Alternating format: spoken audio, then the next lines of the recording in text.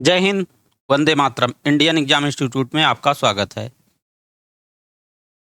हम लोग NCERT history की बुक के साथ साथ ज्योग्राफी क्लास 6 की ज्योग्राफी भी शुरू कर चुके हैं।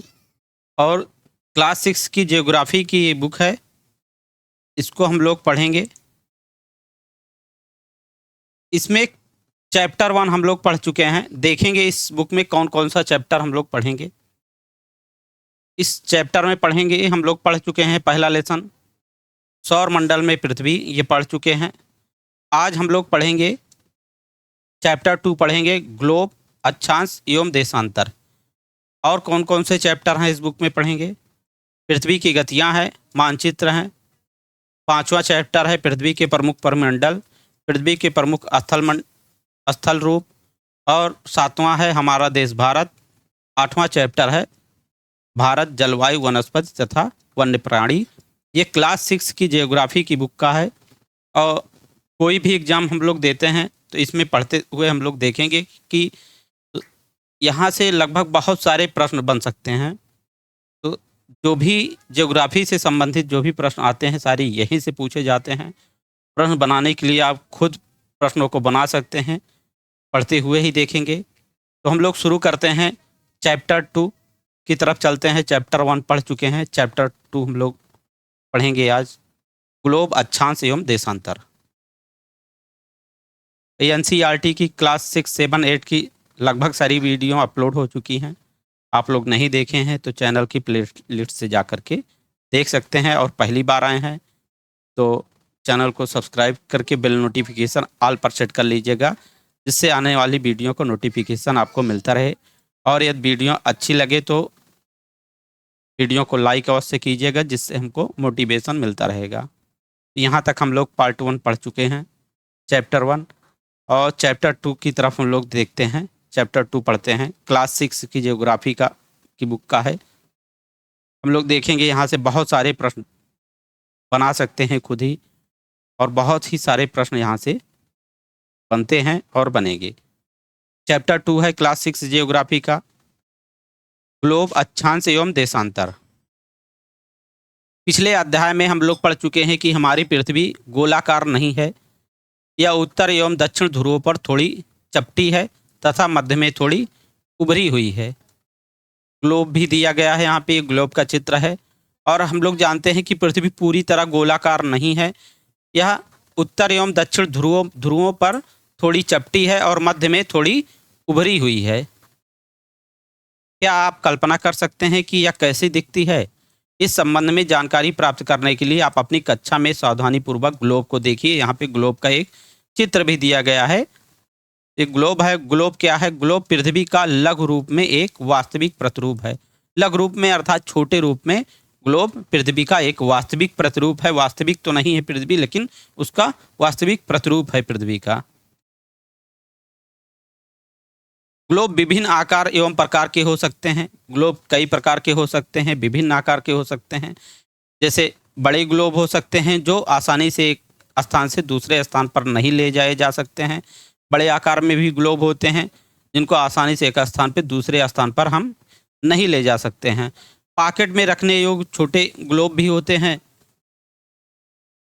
छोटे ग्लोब भी होते हैं जिन्हें हम पॉकेट में रख कर भी जा सकते हैं। और गुब्बारे जैसे ग्लोब भी होते हैं जिसमें हवा भरी जा सकती है और आसानी से एक स्थान से दूसरे स्थान तक ले जा सकते हैं। ग्लोब स्थिर नहीं होते हैं, उसे उसी प्रकार से अर्थात ग्लोब को उसी प्रकार घुमाया जा सकता है जैसे कुम्हार का पहिया या लट्टू घूमता है। ग्लोब में ये देखिए जो दो धुरी है, ये ग्लोब का अक्ष है, ये उत्तरी अक्ष है और ये दक्षिणी अक्ष है। यहाँ से हम ग्लोब को किसी भी दिशा में घुमा सकते हैं। पृथ्वी की गति की बात करें तो पृथ्वी पश्चिम से पूर्व की ओर गति करती है, तो उस भांति भी हम लोग इसे घुमा सकते हैं। ग्लोब पर देशों, महाद्वीपों तथा महासागरों को उनके सही आकार में दिखाया जाता है। ग्लोब पर देश को, महाद्वीपों को तथा महासागरों को उनके सही आकार में दिखाया जाता है। पृथ्वी के समान किसी गोले पर किसी बिंदु की स्थिति का वर्णन करना कठिन है। अब यह प्रश्न उठता है कि इस पर किसी स्थान की स्थिति कैसे बताई जा सकती है। ग्लोब पर किसी स्थान की स्थिति कैसे बताई जा सकती है, तो इसके लिए हमें कुछ बिंदुओं तथा रेखाओं के संदर्भ की आवश्यकता होती है, जैसे अक्षांश रेखाएं और देशांतर रेखाएं होती हैं। उनकी मदद से हम लोग किसी स्थान की स्थिति को जान सकते हैं, उनका पता लगा सकते हैं। आप देखेंगे कि एक सुई ग्लोब में झुकी हुई अवस्था में स्थिर होती है, जिसे अक्ष कहते हैं। ग्लोब में देख रहे हैं हम लोग, अक्ष पर ये सुई है, धसी हुई है ग्लोब में, जिसे अक्ष कहते हैं। ऊपर वाले अक्ष को उत्तरी अक्ष कहते हैं या उत्तरी ध्रुव कहते हैं, और नीचे वाले को दक्षिणी ध्रुव या दक्षिणी अक्ष कहते हैं। ग्लोब पर वे दो बिंदु जिनसे होकर सुई गुजरती है, उत्तर तथा दक्षिण ध्रुव हैं। ग्लोब को इस सुई के चारों ओर पृथ्वी की भांति पश्चिम से पूर्व की ओर घुमाया जा सकता है। पृथ्वी जैसे गति करती है पश्चिम से पूर्व की ओर, तो उसी भांति हम लोग ग्लोब को भी घुमा सकते हैं।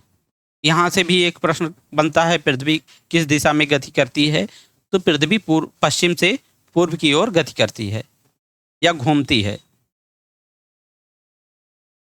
लेकिन याद रखें कि इन दोनों के बीच, यानी कि पृथ्वी और ग्लोब के बीच एक अंतर भी है। पृथ्वी पर वास्तव में ऐसी कोई सुई नहीं है, जो ध्रुव पर हम लोग सुई देख रहे हैं ग्लोब पर, पृथ्वी पर ऐसी कोई सुई नहीं है। यह अपने अक्ष पर चारों ओर घूमती है। पृथ्वी अपने अक्ष पर चारों ओर घूमती है। वास्तविक रूप में पृथ्वी पर कोई अक्ष पर सुई नहीं है, सिर्फ ग्लोब में ग्लोब को रोकने के लिए ही दो सुई उत्तरी ध्रुव और दक्षिणी ध्रुव पर लगाई गई है, जिससे उसको घुमाया जा सके। यह अपने अक्ष पर चारों ओर घूमती है, जो एक काल्पनिक रेखा है। एक अन्य काल्पनिक रेखा भी ग्लोब को दो बराबर भागों में बांटती है। इसे विषुवत वृत्त कहा जाता है। विषुवत वृत्त की बात करें तो यहाँ पे चित्र में भी दिखाया गया है विषुवत वृत्त, और ये 0 डिग्री अक्षांश रेखा विषुवत वृत्त या भूमध्य रेखा कहलाती है। 0 डिग्री अक्षांश रेखा होती है। ये पृथ्वी को दो बराबर भागों में, उत्तरी भाग और दक्षिणी भाग में, दो बराबर हिस्सों में बांटती है, और इस वृत्त को विषुवत वृत्त कहते हैं। पृथ्वी के उत्तर में स्थित आधे भाग को उत्तरी गोलार्ध, यानी विषुवत वृत्त के ऊपर जितने भाग हैं उत्तर दिशा में, तो इसे उत्तरी भाग कहा जाता है, और आधे भाग को दक्षिणी गोलार्ध, नीचे वाले भाग को दक्षिणी गोलार्ध कहा जाता है। ये दोनों बराबर के आधे भाग होते हैं। आधे आधे भाग में एकदम बिल्कुल बीच से ही होकर के भूमध्य रेखा या विषुवत रेखा गुजरती है, जो 0 डिग्री अक्षांश रेखा होती है। इस प्रकार विषुवत वृत्त पृथ्वी पर एक काल्पनिक वृत्त बनाती है, एवं यह पृथ्वी पर विभिन्न स्थानों की स्थिति बताने का सबसे महत्वपूर्ण संदर्भ बिंदु है। विषुवत वृत्त के ध्रुवों तक, विषुवत वृत्त से ध्रुवों तक स्थित सभी समानांतर वृत्तों को अक्षांश रेखाएं, अक्षांश या समानांतर रेखाएं कहा जाता है। जैसे यहाँ पे दिया गया है, ये चित्र दिया गया है विषुवत रेखा, तो जो ये रेखाएं हैं ये अक्षांश रेखाएं, समांतर रेखाएं जो भी जितनी होती हैं। यहाँ पे बात करें, जैसे ये अगर पृथ्वी है, ये बीच में गोला सही नहीं बना है, ये 0 डिग्री अक्षांश रेखा है, जो इस तरह के समांतर रेखाएं होती हैं। 0 डिग्री अक्षांश रेखा है, ये इसे विषुवत वृत्त या भूमध्य रेखा भी कहते हैं। ये पृथ्वी को दो बराबर भागों में बांटती है। ये उत्तर है, उत्तरी भाग, और ये इधर दक्षिणी भाग है। तो ये ऐसी जो रेखाएं होती हैं ये अक्षांश रेखाएं या समानांतर रेखाएं कहलाती हैं, और ये ध्रुवों पर जाकर के, ध्रुवों पर जो बनता है 90 डिग्री अंश का रेखा बनती है, और ये ध्रुवों की ओर जाते हुए इसकी लंबाई, अक्षांश रेखा की लंबाई घटती जाती है, कम होती जाती है। अक्षांशों को अंश में मापा जाता है। अक्षांश जो बात कर रहे हैं हम, इन्हें अंश में नापा जाता है, जैसे 0 डिग्री या 0 अंश अक्षांश रेखा, अर्थात विषुवत रेखा को कहा जाता है। विषुवत वृत्त शून्य अंश अक्षांश को दर्शाती है, क्योंकि विषुवत वृत्त से दोनों तरफ ध्रुवों के बीच की दूरी पृथ्वी के चारों ओर के वृत्त की 1/4 है, अतः इसकी माप होगा 360 अंश का 1/4 यानी 90 अंश। इस प्रकार 90 अंश उत्तरी अक्षांश उत्तर ध्रुव को दर्शाता है। उत्तर ध्रुव की बात करें, उत्तर ध्रुव 90 अंश का होता है। 90 अंश रेखा की बात करें तो उत्तरी ध्रुव या दक्षिणी ध्रुव होता है, दोनों दिशाओं में। इस प्रकार 90 अंश उत्तर अक्षांश उत्तर ध्रुव को दर्शाता है तथा 90 अंश दक्षिणी अक्षांश दक्षिण ध्रुव को दर्शाता है। इस प्रकार विषुवत वृत्त के उत्तर की सभी समानांतर रेखाओं को उत्तरी अक्षांश कहा जाता है। विषुवत वृत्त यहाँ चित्र में भी देख पा रहे हैं हम लोग, विषुवत वृत्त है, ये 0 अंश है और इसके ऊपर जितने भी अक्षांश है 90 डिग्री तक, 90 अंश तक यहाँ पे ध्रुवों पर 90 अंश होता है। ये अंश बढ़ते जाते हैं दोनों दिशाओं में। जैसे 23.5 डिग्री उत्तर अक्षांश कर्क रेखा कहलाती है। इसके बाद में 66.5 डिग्री उत्तरी अक्षांश रेखा उत्तर ध्रुव वृत्त कहलाता है। और दक्षिण की तरफ बात करें तो मकर रेखा 23.5 डिग्री या 23.5 अंश दक्षिण अक्षांश रेखा मकर रेखा कहलाती है। और 66.5 डिग्री दक्षिण रेखा दक्षिण ध्रुव वृत्त कहलाती है। और दक्षिण ध्रुव की बात करें तो 90 अंश अक्षांश रेखा दक्षिण ध्रुव कहलाती है।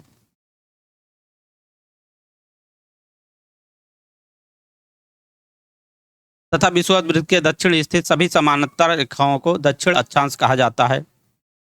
इसलिए प्रत्येक अक्षांश के मान के साथ उसकी दिशा यानी उत्तर या दक्षिण को भी लिखा जाता है। क्योंकि दोनों रेखाओं का अंश समान होता है, इसलिए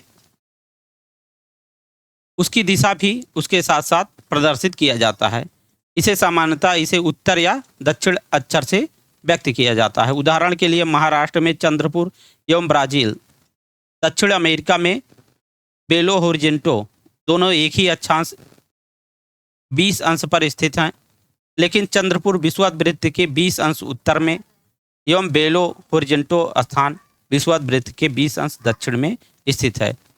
दोनों की बात करें तो 20 अंश पर ही अक्षांश पर स्थित हैं। चाहे चंद्रपुर या ब्राजील में बेलो होरिजेंटो नामक दोनों स्थान 20 अंश पर हैं, लेकिन चंद्रपुर 20 अंश उत्तर में और बेलो होरिजेंटो 20 अंश दक्षिण अक्षांश पर स्थित है।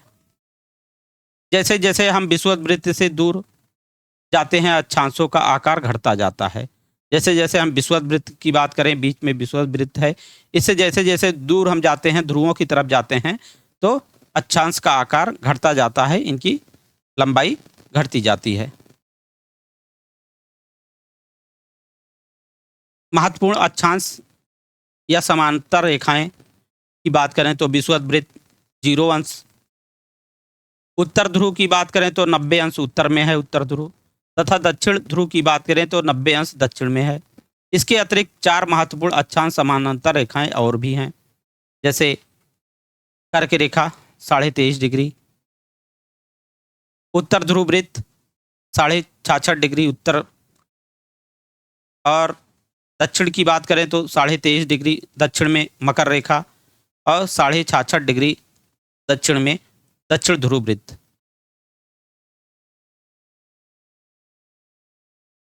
उत्तरी गोलार्ध में कर्क रेखा 23.5 डिग्री, यहाँ पे 23.5 डिग्री उत्तर में। दूसरी बात करें तो दक्षिणी गोलार्ध में मकर रेखा, ये भी 23.5 डिग्री दक्षिण में। विषुवत वृत्त के 66.5 डिग्री, 66 से ही 1/2 डिग्री या 66.5 डिग्री उत्तर में उत्तर ध्रुव वृत्त। विषुवत वृत्त के 66.5 डिग्री, 66 से ही 1/2 डिग्री या 66.5 डिग्री दक्षिण में दक्षिण ध्रुव वृत्त स्थित है। पृथ्वी के ताप कटिबंध की बात करें तो एक बार फिगर हम लोग देख लेते हैं। यहाँ पे दिया गया है, मकर रेखा से लेकर के कर्क रेखा के बीच में जो ताप कटिबंध होता है, उष्ण कटिबंध होता है, क्योंकि पूरे वर्ष भर यहीं से सूर्य इसी रेखा के बीच में गुजरता रहता है। वर्ष में एक बार सूर्य सर पर अवश्य होता है, इसलिए यहाँ ज़्यादा गर्मी पड़ती है। उष्ण मतलब गर्मी। इसी के लिए इस क्षेत्र को, जितने भी क्षेत्र इस रेखा के अंदर आएंगे, कर्क रेखा से लेकर के मकर रेखा तक जितने भी क्षेत्र आएंगे वे सारे उष्ण कटिबंध के क्षेत्र में आते हैं। इसके बाद दोनों तरफ हम बात करें 23.5 डिग्री से लेकर के 66.5 डिग्री उत्तर या दक्षिण की दोनों तरफ की बात करें तो यहाँ पे शीतोष्ण कटिबंध, शीतोष्ण मतलब शीत और उष्ण यानी कि सर्दी और गर्मी दोनों रहती है यहाँ पे। तो ये सारे क्षेत्र शीतोष्ण कटिबंध में आते हैं। जैसे कर्क रेखा से लेकर के उत्तर ध्रुव वृत्त के बीच के जितने भी क्षेत्र हैं ये उत्तरी शीतोष्ण कटिबंध क्षेत्र में आते हैं। और यहाँ मकर रेखा से लेकर के दक्षिण ध्रुव वृत्त की बात करें तो इसके बीच के जो जितने भी क्षेत्र होंगे तो दक्षिणी शीतोष्ण कटिबंध क्षेत्र में आएंगे। और ध्रुवों की बात करें तो उत्तर ध्रुव वृत्त से लेकर के उत्तर ध्रुव के बीच में ये जितना क्षेत्र देख रहे हैं आप लोग, यहाँ उत्तरी शीत कटिबंध ये कहलाता है। और दक्षिण की बात करें तो ये एरिया दक्षिण ध्रुव वृत्त से लेकर दक्षिणी ध्रुव तक शीत कटिबंध ये क्षेत्र कहलाता है।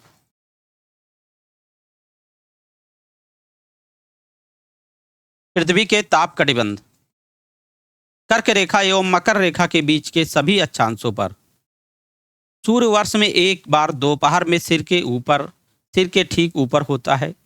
इसलिए इस क्षेत्र में सबसे अधिक उष्मा प्राप्त होती है। उष्मा अर्थात गर्मी या सूर्य का ताप सबसे अधिक यहाँ ही प्राप्त होता है। भूमध्य रेखा से 23.5 डिग्री दोनों तरफ, मकर रेखा से लेकर के कर्क रेखा तक या कर्क रेखा से लेकर के मकर रेखा तक कुछ भी बात करें तो विषुवत वृत्ति के 23.5 डिग्री दोनों तरफ, दक्षिण और उत्तर दोनों तरफ सबसे अधिक उष्मा प्राप्त होती है। क्योंकि सूर्य इसी क्षेत्र में साल भर इसी क्षेत्र में घूमता है, इसलिए यहाँ पे सबसे अधिक उष्मा अर्थात गर्मी या ताप अधिक प्राप्त होता है। इसलिए इसे उष्ण कटिबंध कहा जाता है इस क्षेत्र को। कर्क रेखा तथा मकर रेखा के बाद किसी भी अक्षांश पर दोपहर का सूर्य कभी भी सिर के ऊपर नहीं होता है। कर्क रेखा या मकर रेखा के बाद हम लोग ध्रुवों की तरफ अगर बढ़ते हैं तो इसके बाद किसी भी अक्षांश पर दोपहर का सूर्य कभी भी सिर के ऊपर नहीं होता है। ध्रुवों की तरफ सूर्य की किरणें तिरछी होती हैं। ध्रुवों की तरफ सूर्य की किरणें फिर तिरछी पड़ती हैं, सीधी कभी भी नहीं पड़ती हैं, क्योंकि उसके अलावा किसी अक्षांश पर सूर्य की किरणें सीधी चमकती नहीं हैं। इसी के लिए वहाँ पे सूर्य की किरणें तिरछी पड़ती हैं।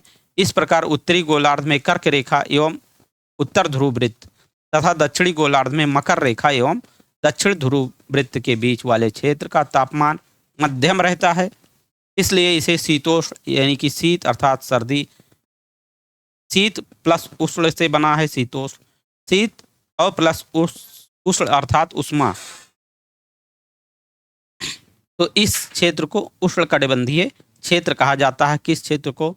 तो कर्क रेखा एवं ध्रुव वृत्त उत्तरी गोलार्ध में कर्क रेखा एवं ध्रुव वृत्त तथा दक्षिणी गोलार्ध में मकर रेखा एवं दक्षिण ध्रुव वृत्त के बीच वाले क्षेत्र का तापमान मध्यम रहता है, इसलिए इसे शीतोष्ण कटिबंध कहा जाता है। उत्तरी गोलार्ध में उत्तर ध्रुव वृत्त एवं उत्तरी ध्रुव तथा दक्षिणी गोलार्ध में दक्षिण ध्रुव वृत्त एवं दक्षिणी ध्रुव के बीच के क्षेत्र में ठंड बहुत होती है, क्योंकि यहाँ सूर्य क्षितिज से ज़्यादा ऊपर नहीं होता है, इसलिए ये शीत कटिबंध कहलाते हैं।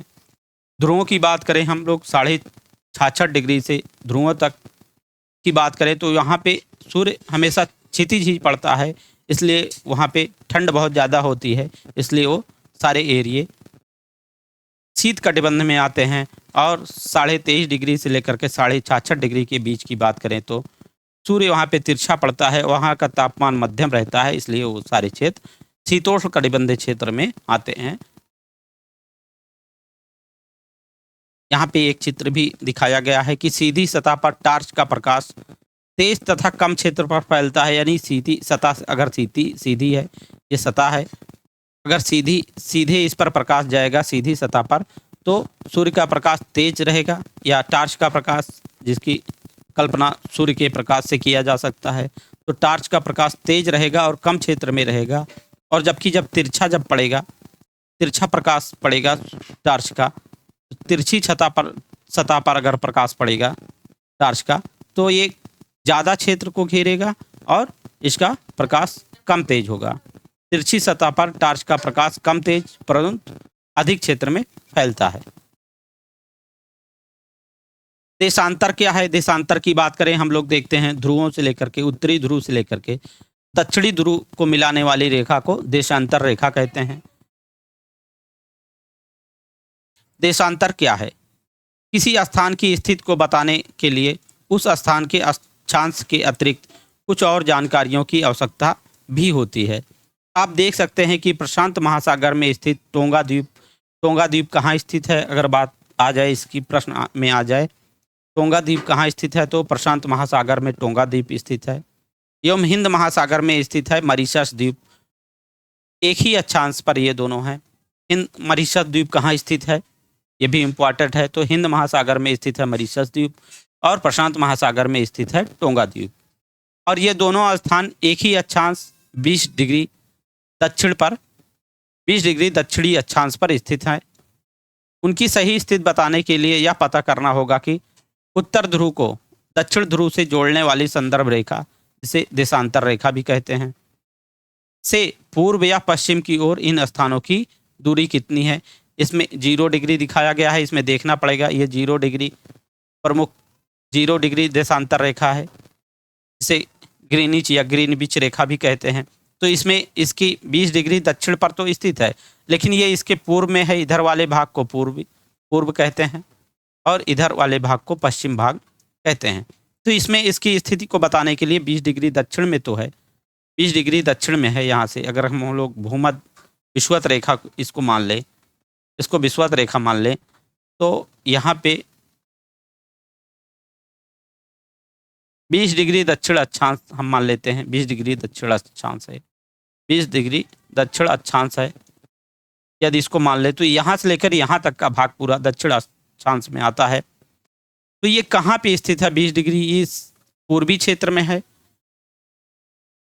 0 डिग्री ग्रीनविच रेखा के, या पश्चिम तरफ है। यह स्थिति हमको जानना पड़ेगा।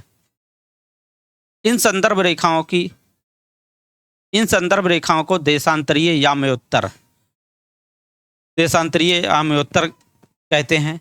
देशांतरीय याम्योत्तर या देशांतर रेखा कहते हैं इन संदर्भ रेखाओं को, जो दक्षिणी ध्रुव से लेकर के उत्तरी ध्रुव को मिलाने वाली रेखा को देशांतरीय याम्योत्तर रेखा या देशांतरीय अक्षांश रेखा भी कहते हैं। उनके बीच की दूरी को देशांतर के अंशों में मापा जाता है, और इन देशांतर रेखाओं के बीच की दूरी को देशांतर के अंशों में मापा जाता है, अंश में मापा जाता है। हम लोग अक्षांश रेखा भी देखे थे, अंश में मापा जाता है, और देशांतर रेखा को भी अंश में ही मापा जाता है। प्रत्येक अंश को मिनट में तथा मिनट को सेकंड में विभाजित किया जाता है। ये अर्धवृत्त हैं। देशांतर रेखा की बात करें हम लोग, ये 0 डिग्री ग्रीनविच रेखा है, तो ये अर्धवृत्त हैं। ऐसे देशांतर रेखाएं होती हैं, तो ये अर्धवृत्त हैं।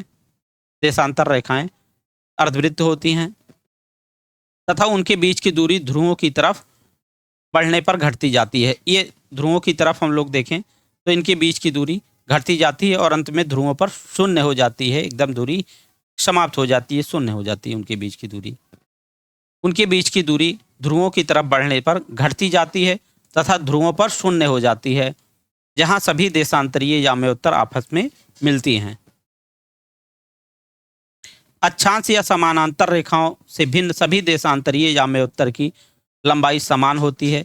अक्षांश रेखाओं की हम लोग देखे थे, ध्रुवों की तरफ बढ़ने पर उनकी लंबाई कम हो जा रही थी, लेकिन देशांतरीय रेखाओं की लंबाई कम नहीं होती है, बराबर होती है, जबकि उनके बीच की दूरी ध्रुवों की तरफ बढ़ने के साथ साथ घटती जाती है और अंत में ध्रुवों पर एकदम शून्य हो जाती है। इसलिए इन्हें सिर्फ मुख्य संख्याओं में व्यक्त करना कठिन था। तब सभी देशों ने निश्चय किया कि ग्रीनविच भी इसको कहते हैं, ग्रीनिच तथा सभी देशों ने यह निश्चय किया कि ग्रीनिच, जहां ब्रिटिश राजकीय वेधशाला स्थित है, ग्रीनिच प्रमुख यामोत्तर या 0 डिग्री ग्रीनविच रेखा पर राजकीय वेधशाला, ब्रिटिश की राजकीय वेधशाला वहीं स्थित है, से गुजरने वाली यामोत्तर से पूर्व और पश्चिम की ओर गिनती शुरू की जाए। सभी देशों ने यह निश्चय किया कि 0 डिग्री ग्रीनिच रेखा से जो भी रेखाएं पूर्व की तरफ हैं उनके पूर्व रेखा, पूर्व देशांतर रेखा, और जो भी रेखाएं वहां से पश्चिम में हैं उन्हें पश्चिमी देशांतर रेखा में व्यक्त किया जाए, ऐसा सभी देशों ने निश्चय किया। इस यामोत्तर को प्रमुख यानी 0 डिग्री देशांतर रेखा को प्रमुख यामोत्तर कहते हैं। इसका मान 0 डिग्री देशांतर है तथा यहाँ से हम 180 डिग्री पूर्व या 180 अंश पश्चिम तक गणना करते हैं। प्रमुख यामोत्तर अर्थात 0 डिग्री देशांतर तथा 180 अंश यामोत्तर मिलकर पृथ्वी को 2 समान भागों पूर्वी गोलार्ध एवं पश्चिमी गोलार्ध में विभक्त करते हैं। ये बात करें प्रमुख यामोत्तर रेखा है, यहाँ पे चित्र में हम लोग देख रहे हैं, ये प्रमुख यामोत्तर रेखा है। इस रेखा की बात करें प्रमुख यामोत्तर रेखा है, और यहाँ पे इसके विपरीत ये 180 डिग्री रेखा है।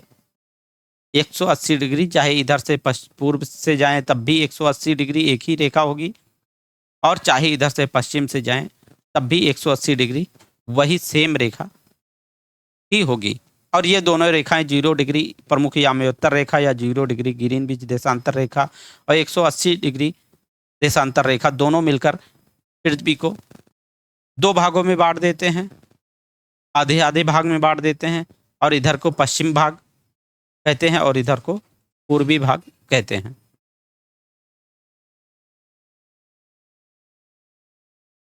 इसलिए किसी स्थान को देशांतर के आगे पूर्व के लिए, देशांतर के आगे, इसके आगे पूर्व के लिए अक्षर पू का इस्तेमाल होता है। पू लिख के बिंदी रखा जाता है या शून्य रखा जाता है। जहाँ पश्चिम के लिए अक्षर पा लिख के रखे बिंदी अर्थात पश्चिम का उपयोग किया जाता है। यह जानना रोचक होगा कि 180 डिग्री पूर्व एवं 180 डिग्री पश्चिम यामोत्तर एक ही रेखा पर स्थित है। 180 डिग्री पूर्व देशांतर और 180 डिग्री पश्चिम देशांतर रेखा दोनों एक ही रेखा पर स्थित है। और ये सारे देशांतर रेखाओं की बात करें तो सारे देशांतर रेखाओं 180 इधर और 180 इधर की बात करें तो 360 देशांतर रेखाएं हैं, 317 देशांतर रेखाएं हैं टोटल। एक रेखा इधर हो गई और 180 अंश वाली हो गई, बाकी 179 इधर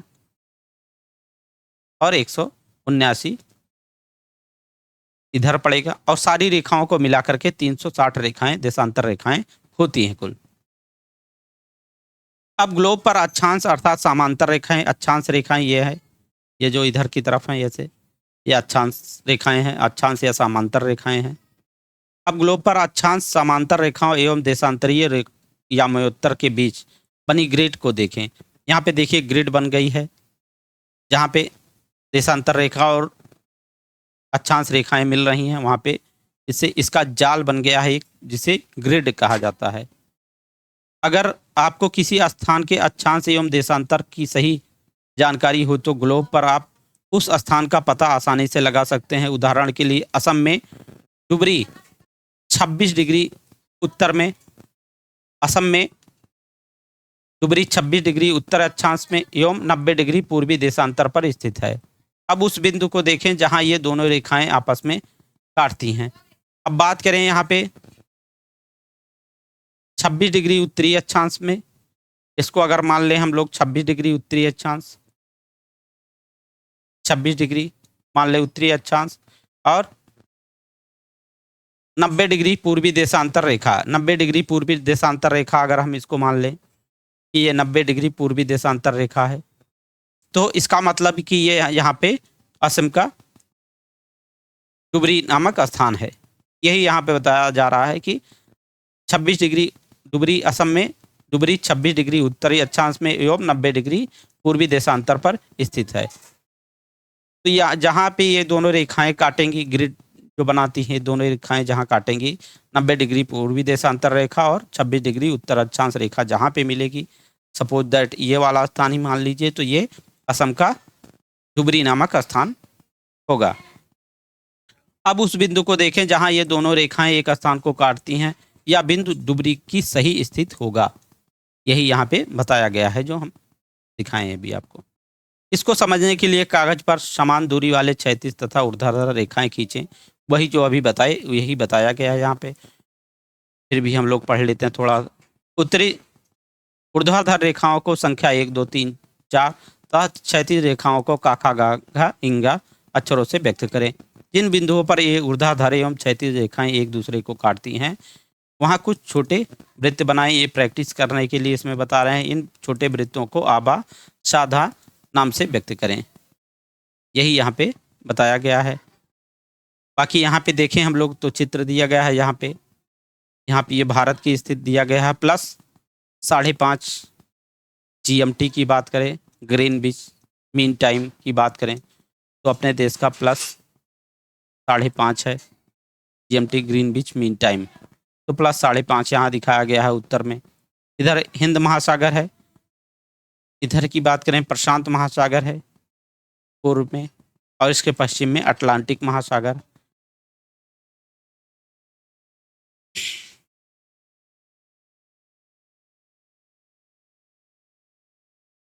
देशांतर और समय। समय को मापने का सबसे अच्छा साधन पृथ्वी, चंद्रमा एवं ग्रहों की गति है। समय को मापने के अगर सबसे अच्छे साधन की बात करें जो प्राचीन समय में लोग अपनाते थे तो है पृथ्वी, चंद्रमा एवं ग्रहों की गति है। सूर्योदय तथा सूर्यास्त प्रतिदिन होता है, अतः स्वाभाविक ही है कि यह पूरे विश्व में समय निर्धारण का सबसे अच्छा साधन है। स्थानीय समय का अनुमान सूर्य के द्वारा बनने वाली परछाई से लगाया जा सकता है, जो दोपहर में सबसे छोटी तथा सूर्योदय तथा सूर्यास्त के समय सबसे लंबी होती है।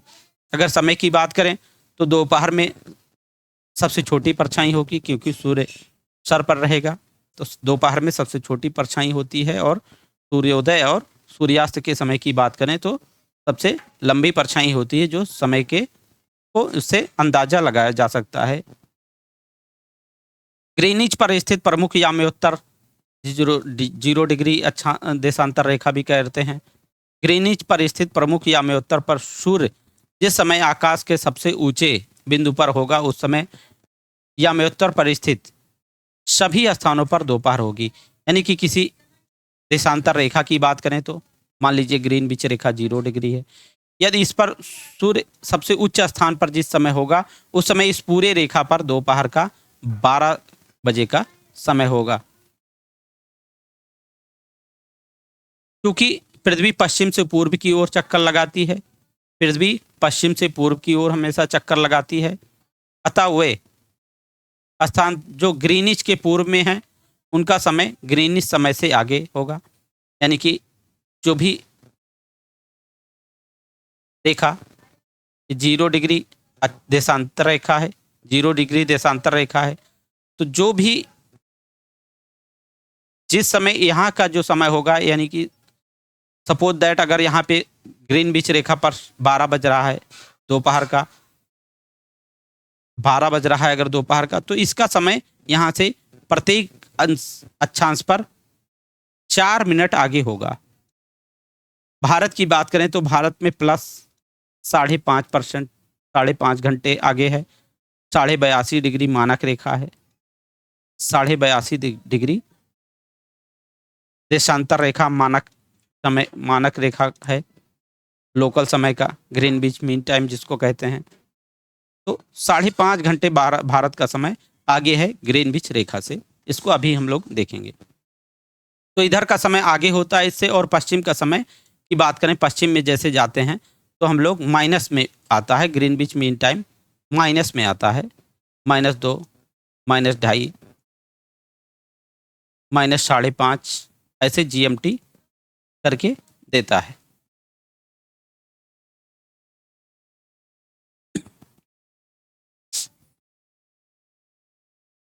अतः वह समय जो ग्रीनिच के पूर्व में है उनका समय ग्रीनिच समय से आगे होगा, तथा जो पश्चिम में है उनका समय पीछे होगा। इसके तो 2.8 में समय के अंतर की दर की गणना निम्नलिखित विधि से की जा सकती है। पृथ्वी लगभग 24 घंटे में अपने अक्ष पर 360 डिग्री घूमती है। पृथ्वी अपने अक्ष पर अर्थात धुरी पर 24 घंटे में 360 डिग्री घूम जाती है, अर्थात वह 1 घंटे में 15 डिग्री घूमती है। यानी कि 24 घंटे में 360 डिग्री घूमती है, तो 1 घंटे में कितना घूमेगी? 15 डिग्री। इसे भाग दे दीजिए 24 से, तो यहाँ पे 15 डिग्री घूम जाती है 1 घंटे में। 60 मिनट में 1 घंटे में 15 डिग्री एवं 4 मिनट में 1 डिग्री घूमती है। 4 मिनट में 1 डिग्री घूमती है। 4 मिनट में पृथ्वी 1 डिग्री घूमती है और 24 घंटे में अपने अक्ष पर 360 डिग्री घूम जाती है, अर्थात वह 1 घंटे में 15 डिग्री तथा 4 मिनट में 1 अंश या 1 डिग्री घूमती है। इस प्रकार जब ग्रीनिच में दोपहर के 12 बजते हैं, तब ग्रीनिच से 15 डिग्री पूर्व में का समय होगा 15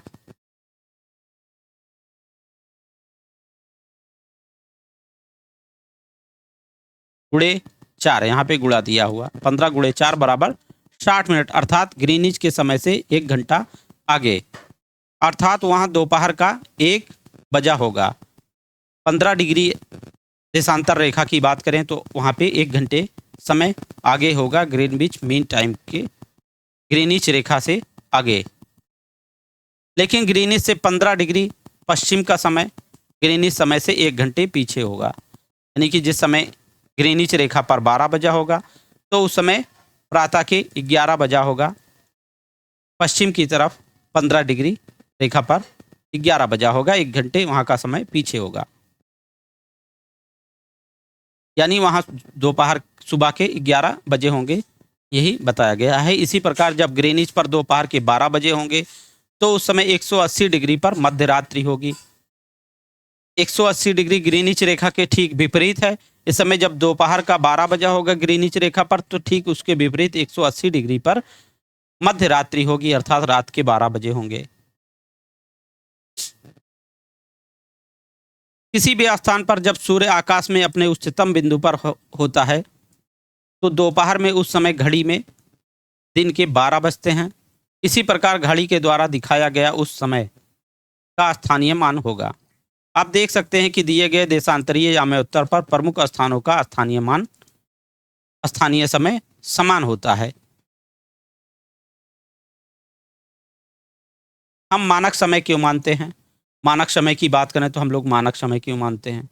जैसे भारत का मानक समय की बात करें तो 82.5 अंश देशांतर रेखा को मानक समय माना गया है। तो हम मानक समय क्यों मानते हैं? अलग अलग याम्योत्तर पर स्थित स्थानों के स्थानीय समय में अंतर होता है। अलग अलग याम्योत्तर या देशांतर रेखा की बात करें तो 1 डिग्री अक्षांश रेखा से देशांतर रेखा से दूसरे पे जाएं तो 4 मिनट का अंतर आ जाता है।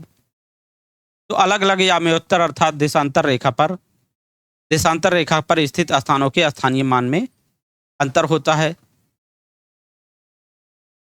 उदाहरण के लिए बहुत से देशांतरों से गुजरने वाली रेलगाड़ियों के लिए समय सारणी तैयार करना कठिन होगा।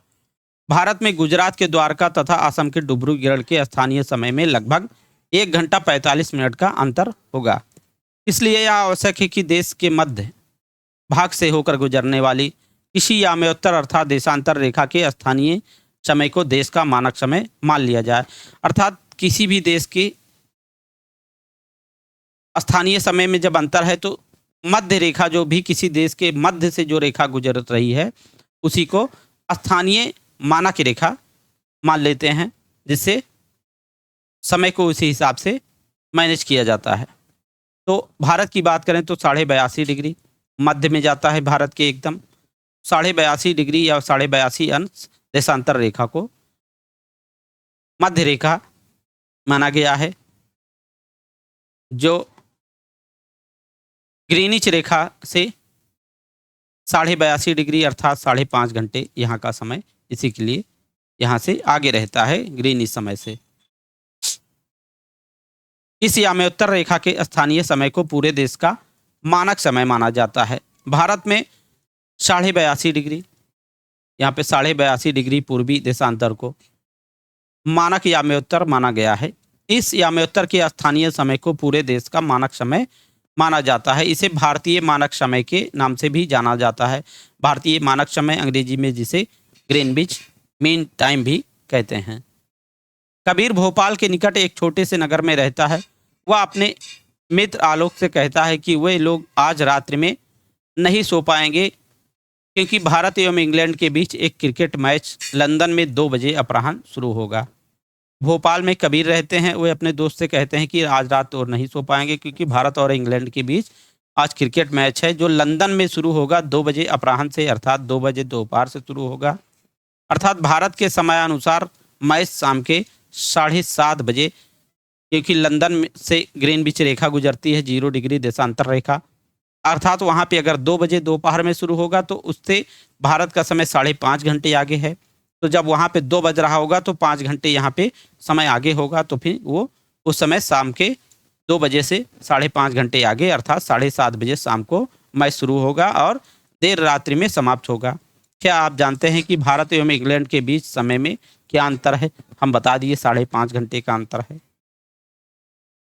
भारत ग्रीनिच के पूर्व 82.5 डिग्री पूर्व में स्थित है तथा यहाँ का समय ग्रीनिच समय से 5.5 घंटा 5 घंटा 30 मिनट आगे है। इसलिए जब लंदन में दोपहर के 2 बजे होंगे तब भारत में शाम के 7:30 बजे होंगे। कुछ देशों का स्थानीय विस्तार अधिक होता है जिसके कारण वहाँ एक से अधिक मानक समय अपनाए गए हैं। उदाहरण के लिए रूस में 11 मानक समयों को अपनाया गया है। पृथ्वी को 1 घंटे वाले 24 समय क्षेत्रों में बांटा गया है। इस प्रकार प्रत्येक समय क्षेत्र 15 डिग्री देशांतर तक के क्षेत्र को घेरता है। प्रश्न उत्तर दिया गया है, हम लोग प्रश्न उत्तर देखते हैं। अभ्यास प्रश्न। तो पहला प्रश्न इसमें दिया गया है कि संक्षेप में उत्तर देने के लिए कहा जा रहा है। पहला प्रश्न है पृथ्वी का सही आकार क्या है? तो पृथ्वी का सही आकार हम लोग देखें कि पृथ्वी पूरी तरह गोलाकार नहीं है, ये ध्रुवों पर थोड़ा चपटी है और मध्य में उभरी हुई है। अगला प्रश्न है ग्लोब क्या है? तो ग्लोब लघु रूप में पृथ्वी का एक वास्तविक प्रतिरूप है। इसके कई प्रकार के होते हैं, ये बड़े ग्लोब होते हैं, छोटे ग्लोब होते हैं, गुब्बारे वाले भी ग्लोब होते हैं। तो ग्लोब लघु रूप में पृथ्वी का वास्तविक प्रतिरूप है, जिसे ग्लोब कहा जाता है। कर्क रेखा का अक्षांशीय मान क्या है? तो कर्क रेखा का अक्षांशीय मान है 23.5 डिग्री, 23.5 अंश उत्तर अक्षांश। पृथ्वी के 3 ताप कटिबंध कौन से हैं? पृथ्वी के 3 ताप कटिबंध हम लोग देखे हैं। उष्ण कटिबंध, उष्ण कटिबंध, उष्ण कटिबंध कहाँ से कहाँ तक होता है? तो दोनों तरफ भूमध्य रेखा के या विषुवत रेखा के दोनों तरफ, दक्षिण में भी उत्तर में भी 23.5 डिग्री तक, उत्तर में भी 23.5 डिग्री उत्तर और 23.5 डिग्री दक्षिण तक, ये उष्ण ताप कटिबंध होता है। और इसके बाद दोनों ध्रुवों की बात करें तो शीत कटिबंध होता है, शीतोष्ण कटिबंध, शीतोष्ण कटिबंध। शीतोष्ण कटिबंध की बात करें तो दोनों तरफ उत्तर एवं दक्षिण में 23.5 डिग्री से लेकर के 23.5 डिग्री से 66.5 डिग्री उत्तर एवं दक्षिण दोनों में, उत्तर एवं दक्षिण दोनों की अक्षांश पर शीतोष्ण कटिबंध क्षेत्र होता है। इसके बाद अगले कटिबंध की बात करें तो शीत कटिबंध, शीत कटिबंध, शीत कटिबंध होता है 66.5 डिग्री, दोनों ध्रुवों पर 66.5 डिग्री, 66.5 डिग्री से ध्रुवों तक, ध्रुवों तक दोनों तरफ, उत्तरी ध्रुव और दक्षिणी ध्रुव दोनों तरफ तक शीत कटिबंध क्षेत्रीय होता है, क्योंकि यहाँ पे सूर्य की किरणें क्षितिज ही रहती हैं, पड़ती हैं और यहाँ पे सर्दी बहुत ज़्यादा रहती है, इसलिए यहाँ शीत कटिबंध होता है। तो 3 तरीके के कटिबंध होते हैं पृथ्वी पर, उष्ण कटिबंध, शीतोष्ण कटिबंध और शीत कटिबंध। अक्षांश एवं देशांतर रेखाएं क्या हैं? तो समानांतर रेखाएं, हम लोग बात करें तो समानांतर रेखाएं जो ऐसी होती हैं ये अक्षांश रेखाएं हैं। और देशांतर रेखाओं की बात करें तो ये जो उत्तरी ध्रुव से दक्षिणी ध्रुव, दोनों ध्रुवों को मिलाने वाली रेखा, ये देशांतर रेखाएं कहलाती हैं। ऊष्मा की सबसे अधिक मात्रा उष्णकटिबंध में क्यों होती है? क्योंकि यहाँ पे वर्ष में कम से कम एक बार सूर्य सर पर होता है, इसी के लिए यहाँ पे सबसे अधिक ऊष्मा प्राप्त होती है। क्योंकि सूर्य इसी क्षेत्र में वर्ष भर घूमता रहता है, इसलिए यहाँ पे ऊष्मा सबसे अधिक प्राप्त होती है। और यहाँ पे वर्ष में एक बार सूर्य सर के ऊपर अवश्य चमकता है, इसलिए यहाँ पे ऊष्मा अधिक प्राप्त होती है, इसलिए यहाँ उष्णकटिबंध क्षेत्र होता है। जब भारत में शाम के 5:30 बजते हैं, तब लंदन में दोपहर के 12 क्यों बजते हैं? क्योंकि लंदन के समय ग्रीनिच रेखा, जहाँ राजकीय ब्रिटेन की लंदन की राजकीय वेधशाला है, वहाँ के समय से भारत का समय 5:30 घंटे आगे है। इसलिए जब लंदन में दोपहर के 12 बजते हैं तो यहाँ भारत में वहाँ के 5 घंटे आगे, वहाँ से 5 घंटे आगे शाम के 5:30 यहाँ बजते हैं। सही गलत का निशान लगाने के लिए दिया गया है। प्रमुख यामोत्तर का मान कितना है? प्रमुख यामोत्तर की मान की बात करें तो कितना है? 90 डिग्री, 0 डिग्री, 60 डिग्री। तो हम लोग देखें प्रमुख यामोत्तर या 0 डिग्री ग्रीनविच रेखा, जिसको प्रमुख यामोत्तर रेखा कहते हैं, तो 0 डिग्री उसका मान है। 0 डिग्री देशांतर रेखा को प्रमुख यामोत्तर रेखा कहा जाता है। शीत कटिबंध किसके नज़दीक पाया जाता है? ध्रुवों के या विषुववृत्त के या कर्क रेखा के? तो शीत कटिबंधीय क्षेत्र कहाँ पाया जाता है? तो दोनों तरफ ध्रुवों के आसपास, ध्रुवों के पास शीत कटिबंधीय क्षेत्र पाया जाता है, क्योंकि यहाँ पे सर्दी बहुत ज़्यादा रहती है, क्योंकि सूर्य का प्रकाश वहाँ पे पूरी तरह से पहुँचता नहीं है। क्षितिज ही रहता है, हमेशा सूर्य का प्रकाश क्षितिज ही पहुँच पाता है, इसलिए सर्दी अधिक होने के कारण वहाँ पे शीत कटिबंधीय क्षेत्र होता है। देशांतर की कुल संख्या की बात करें, देशांतर की कुल संख्या कितनी है? 360 या 180 या 90? तो देशांतर की कुल संख्या की बात करें तो देशांतर की 180 पूर्व में और 180 पश्चिम में देशांतर रेखा होती है, इसलिए 360 देशांतर रेखाएं कुल होती हैं। 360 देशांतर रेखाएं। दक्षिण ध्रुव वृत्त स्थित है। दक्षिण ध्रुव वृत्त कहाँ पे स्थित है? दक्षिण ध्रुव वृत्त पहले बात कर लें कितना है, इसमें सब लोग कंफ्यूज हो जाते हैं। तो 66.5 डिग्री दक्षिण अक्षांश रेखा को दक्षिण ध्रुव वृत्त कहा जाता है। तो दक्षिण ध्रुव वृत्त स्थित है कहाँ पे? उत्तरी गोलार्ध में या दक्षिणी गोलार्ध में या पूर्वी गोलार्ध में? तो दक्षिणी गोलार्ध में स्थित है दक्षिण ध्रुव वृत्त, और 66.5 डिग्री दक्षिण अक्षांश रेखा होती है। ग्रिड किसका जाल है? पहला ऑप्शन है अक्षांशों अर्थात समानांतर रेखाओं एवं देशांतरीय यामोत्तर का, कर्क रेखा एवं मकर रेखा का, उत्तरी ध्रुव एवं दक्षिण ध्रुव का। तो ग्रिड किसका जाल है? ग्रिड है अक्षांशों अर्थात समानांतर रेखाओं या देशांतरीय रेखाओं का, यानी कि अक्षांश रेखाओं। ये देशांतर रेखा है और ये अक्षांश रेखा है, तो इसका जो जाल है उसी को अक्षांश एवं देशांतरीय रेखाओं का जाल ही ग्रिड का जाल कहलाता है। खाली स्थान भरने के लिए दिया गया है। मकर रेखा पर स्थित है, तो मकर रेखा किस पर स्थित है? 23.5 डिग्री दक्षिण स्थान अक्षांश पर। 23.5 डिग्री दक्षिण अक्षांश रेखा को मकर रेखा कहा जाता है। भारत का मानक यामोत्तर, यानी कि भारत का मानक यामोत्तर खाली स्थान है। तो भारत का मानक यामोत्तर की बात करें तो 82.5 डिग्री, 82.5 डिग्री देशांतर रेखा, पूर्वी देशांतर रेखा, पूर्वी देशांतर रेखा 82.5 डिग्री पूर्वी देशांतर रेखा भारत का मानक यामोत्तर है। 0 डिग्री यामोत्तर को के नाम से जाना जाता है, ग्रीनिच के नाम से जाना जाता है। ग्रीनिच या ग्रीनविच के नाम से यह जाना जाता है, या प्रमुख यामोत्तर के नाम से भी जाना जाता है। प्रमुख यामोत्तर के नाम से 0 डिग्री यामोत्तर को प्रमुख यामोत्तर के नाम से जाना जाता है। देशांतरों के बीच की दूरी की तरफ घटती जाती है, तो कहाँ घटती जाती है? ध्रुवों की तरफ।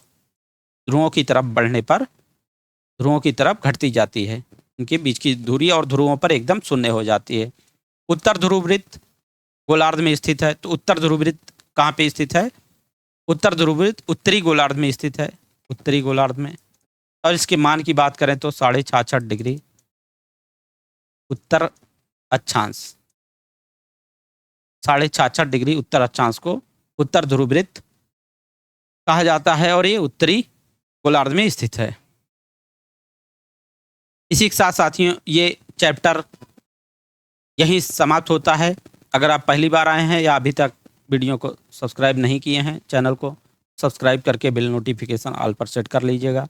और यदि वीडियो अच्छी लगी हो, नॉलेजफुल लगी हो, तो वीडियो को लाइक करके मोटिवेशन अवश्य बढ़ाइएगा। तो साथियों मिलते हैं नेक्स्ट वीडियो में, तब तक के लिए जय हिंद, वंदे मातरम।